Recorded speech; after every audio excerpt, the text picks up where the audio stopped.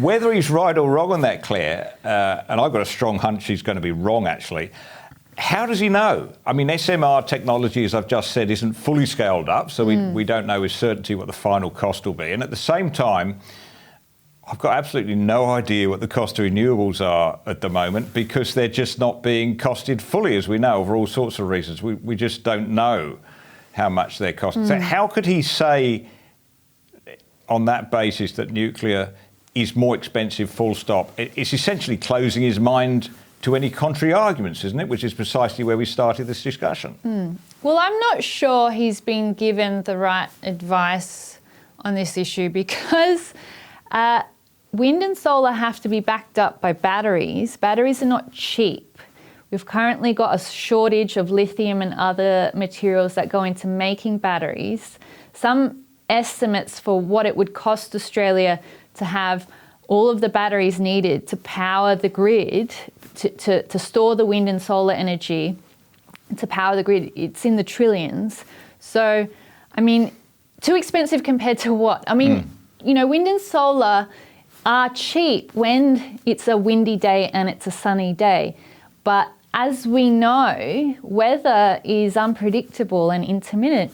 I'm just generally skeptical of energy sources that rely on the weather to protect us from the weather. I mean, if climate change is going to lead to all of these natural disasters, how can we bank on having reliable wind and reliable sun? I mean, this year has been one of the wettest years on record. What happens to all of the solar panels when we can't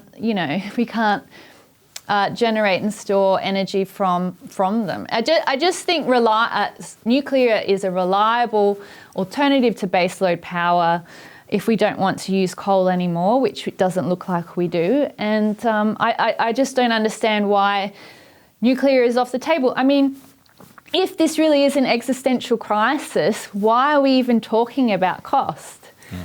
It doesn't make sense. No, and I think you've hit on something there. It's what I call energy illiteracy. It's complex, right? I mean, to understand truly how our energy system works, you've got to understand a fair bit of engineering, some of which is way above my head, but you've got to have a grasp of it. Economics too. All sorts of things come into full understanding, but there is definitely, I think, this high degree of energy illiteracy. People are not taking the trouble or don't really want to get to know the details. And interestingly, it seems to me that it's more prevalent amongst people you think might have the time and the inclination to find out about it. And as a measure for this, well, I take the polling we've done that shows that, broadly speaking, 60% of people believe there is a need for some backup power, whether it's coal, gas, or most people actually say nuclear, or those who say we don't need it. You know, we can just put in more windmills or more transmission lines, more solar panels and a few batteries, and that'll get us there.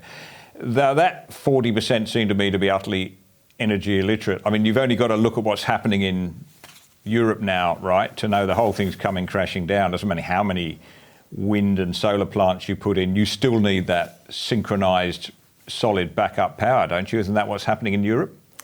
Yeah, I saw something very dystopian actually on social media just yesterday, and a British game show was giving away, they were offering contestants to pay their energy bills.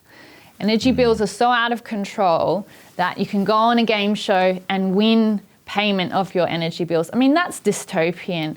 In 2022, we should not be worrying about how we're going to pay our energy bills. I mean, we've got all of the technology.